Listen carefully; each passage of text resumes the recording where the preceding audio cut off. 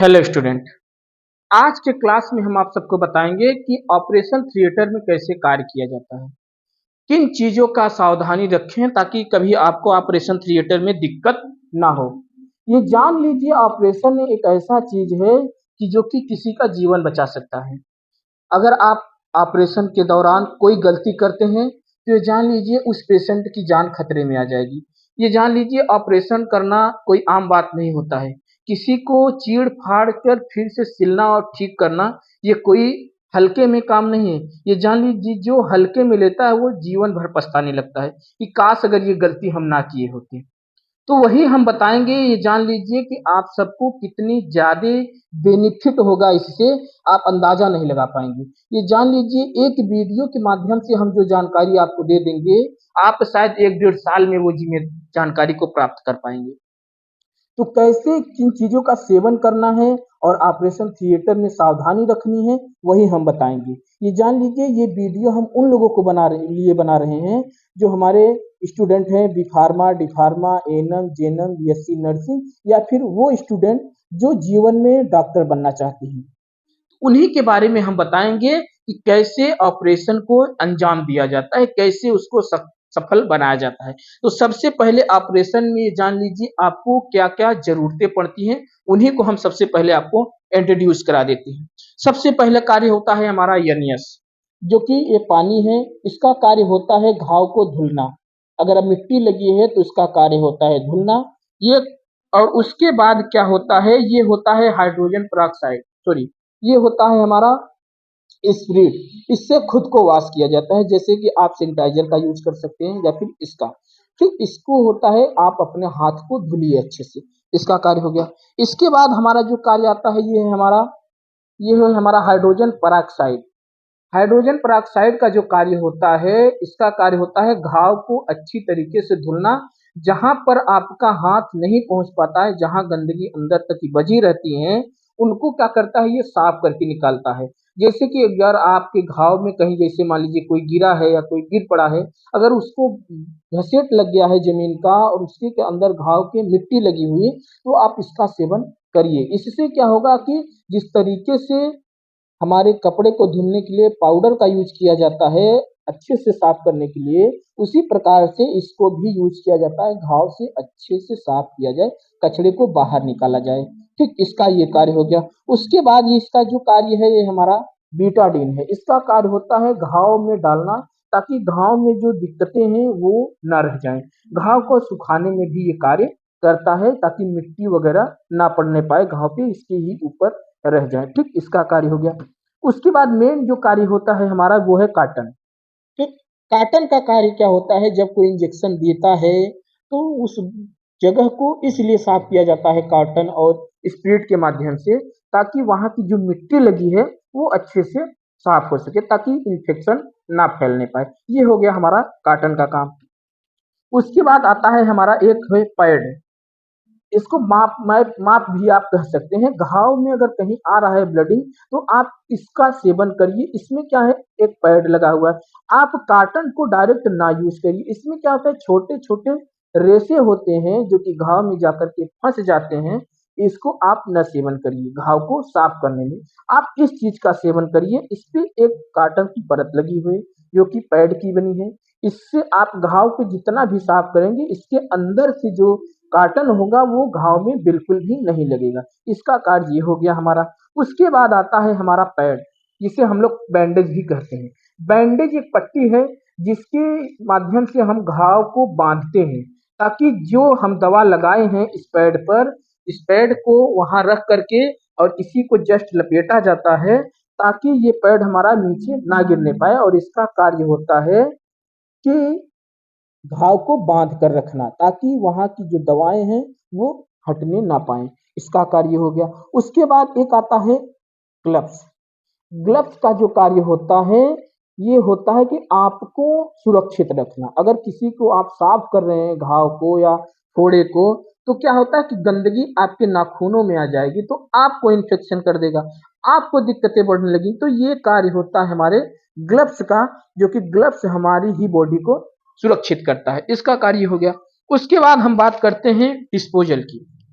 Disposal का कार्य क्या होता है, इसका कार्य होता है किसी भी इंजेक्शन को बॉडी में इंजेक्ट करना, क्योंकि मुंह से तो आप दे नहीं सकते इंजेक्शन को।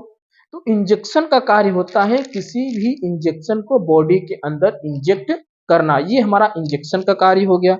और उसके बाद आते हैं हमारे कुछ इंस्ट्रूमेंट, जो एक हो गया हमारा धागा। ये धागा जो है, ये धागा का कार्य क्या है कि घाव अगर ज्यादा हो जाता है, जिससे हम लोग क्या करते हैं, टाँका के माध्यम से बांधते हैं, ताकि जो स्पेस हुआ है घाव के अंदर वो क्या हो, सट सके, अच्छे से घाव कम टाइम में पकड़ सके। इसका कार्य ये होता है। ये दो प्रकार के होते हैं धागे। एक होता है जो कि बॉडी के अंदर लगाया जाता है, वो धीरे धीरे करके गल जाता है, और एक होता है जो कि बॉडी से बाहर लगाया जाता है। उसका कार्य क्या होता है कि आपको उसको काट करके निकालना पड़ता है, तो वो अलग धागे होते हैं। उसके बारे में हम बाद में बात करेंगे। तो सबसे पहले हम आपको अब इंट्रोड्यूस करा देते हैं कि किन किन चीजों का आपको ऑपरेशन में धागा के माध्यम से, मतलब कहीं टाँका लगाना हुआ या किसी चीज को फाड़ना चीरना हुआ, तो क्या क्या आवश्यकताएं पड़ सकती हैं। जैसे कि ये हो गया हमारा रेजर। रेजर का जो कार्य होता है हमारे ऑपरेशन थिएटर में, बाल को साफ करना। जहां आपका घाव है, जैसे सर में लग गया है यहाँ पर, या फिर कहीं और लग गया है, तो उस जगह बाल है, जैसे यहाँ लग गए तो यहाँ जो है बाल होते हैं। तो उन घावों को साफ करने के लिए उस जगह को इसका सेवन किया जाता है। इसके अंदर ब्लेड भी लगाया जाता है। ब्लेड का जो कार्य होता है आप लोग अच्छे से जानते हैं कि बाल को छीलना। उसके बाद हम बात करते हैं, हमारे पास एक और इंस्ट्रूमेंट है, वो है ऑपरेशन ब्लेड। ऑपरेशन ब्लेड जो है, इसका जो कार्य है, ये हमारा ऑपरेशन ब्लेड है। ऑपरेशन ब्लेड का कार्य होता है घाव को चीरना। जब कोई ऑपरेशन करता है, चाहे वो ट्यूमर का हो, चाहे फिर कोई ऑपरेशन हुआ गांठ का या किसी का भी चीज हुआ, जब ऑपरेशन कोई करता है तो इसी ब्लेड का सेवन किया जाता है। ठीक। अब उसके बाद हम आप सबको कुछ इंस्ट्रूमेंट दिखा देते हैं। जैसे ये हुआ हमारा क्या है, इसका कार्य होता है क्या, ये जान लीजिए। आपको ये जो इंस्ट्रूमेंट हैं, एक जैसे ही सारे इंस्ट्रूमेंट दिखेंगे, मगर उनको पहचानना अलग है, नाम सबका अलग है। ठीक। इससे हम लोग क्या कहते हैं जानते हैं, इसका कार्य जो होता है हॉस्पिटल के क्षेत्र में, इसका काम होता है किसी भी चीज को पकड़ना। जो चीज आप हाथ से नहीं पकड़ सकते, जैसे टाँका मारते वक्त आपको धागा पकड़ना है, तो हाथ से तो पकड़ नहीं सकते, तो इसी से क्या होता है, दाबा जाता है। इसको कहा जाता है मॉस्किटो। मॉस्किटो का मतलब होता है जिसे पकड़ा जाता है। ठीक, ये हो गया। और एक कार्य जो होता है हमारा, एक होता है निडल होल्डर। निडल होल्डर मतलब ये है जो हमारा, इसी के माध्यम से घाव में आपको पकड़ करके टाँका मारा जाता है, इसी प्रकार से पकड़ के घुमाया जाता है। ये हो गया। और ये जान लीजिए एक होता है मॉस्किटो। मॉस्किटो जो है, ये देखिए सब इंस्ट्रूमेंट इसी प्रकार से हैं। इनका कार्य होता है किसी चीज को फैलाना। जैसी जगह कम है, इसको पकड़ के हमने ऐसे कर दिया, तो यहाँ क्या हुआ, जगह बन गया, इसका कार्य होता है। और सबसे बात चीज जो है कि एक होता है हमारे मेडिकल की फील्ड में, जो कि सीजर। सीजर का मतलब हुआ कैंची। उसका कार्य होता है किसी चीजों को काटना, ऑपरेशन। जैसे कि यहाँ ब्लेड नहीं चलाया जा सकता, वहां हम इस चीज का हल्का सा कटिंग कर देते हैं। और जब ये चीज क्या है हमारा, इसको कहते हैं कटिंग। जो धागे लगे होते हैं घाव में, उन्हीं को ये काटता है। ठीक। ये था हमारा मेडिकल के इंस्ट्रूमेंट जो कि ऑपरेशन के दौर में कार आते हैं। अब हम बताते हैं कुछ चीजों के बारे में कि कैसे ऑपरेशन थिएटर में आपको कार्य करना है। ये जान लीजिए, आप अगर गलती कर देंगे तो आप कहीं इस चीज को मिस कर देंगे कि क्या चीज हमने मिस कर दिया ऑपरेशन के थिएटर में। कहीं कहीं आप सब सुने होंगे कि किस तरीके से किसी ने किसी के ऑपरेशन में कैंची छोड़ दिया है या कुछ छोड़ दिया है। तो क्या होता है कि उस वक्त किसी न किसी की गलती होती है, जो कि बिल्कुल आपको नहीं करनी है। तो सबसे पहले हम बता दें कि ऑपरेशन के दौर में अगर आपको, ये जान लीजिए एग्जाम्पल के दौर में हम बता दें कि अगर आपको किसी चीज को ऑपरेशन के दौरान ध्यान रखना है कि कैसे ऑपरेशन करना है, ये जान लीजिए। जैसे कोई कह दिया कि हमारा एक थोड़ा सा फोड़ा है, आप उसको बहा दीजिए, तो ये जान लीजिए वो तो है थोड़ा सा, मगर आप पढ़े लिखे शिक्षित हैं, आप अपने इंस्ट्रूमेंट को ध्यान में रखते हुए, और ये जान लीजिए उन चीजों को यूज करिए।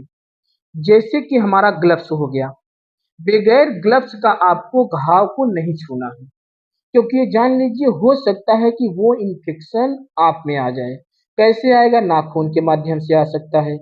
तो इन चीज़ों को आपको ध्यान में रखना है, इसीलिए हमने आपको जो इंस्ट्रूमेंट यूज़ किए जाते हैं, अभी तो इंस्ट्रूमेंट बहुत सारे हैं जो कि हॉस्पिटल में यूज़ होते हैं।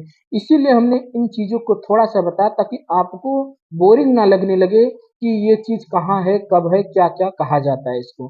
तो ये जान लीजिए आज हमने बताया आप सबको कि किन चीज़ों का कब इस्तेमाल किया जाता है। बाकी की जो जानकारी होगी वो हम आपको अगले वीडियो में दे देंगे और अगले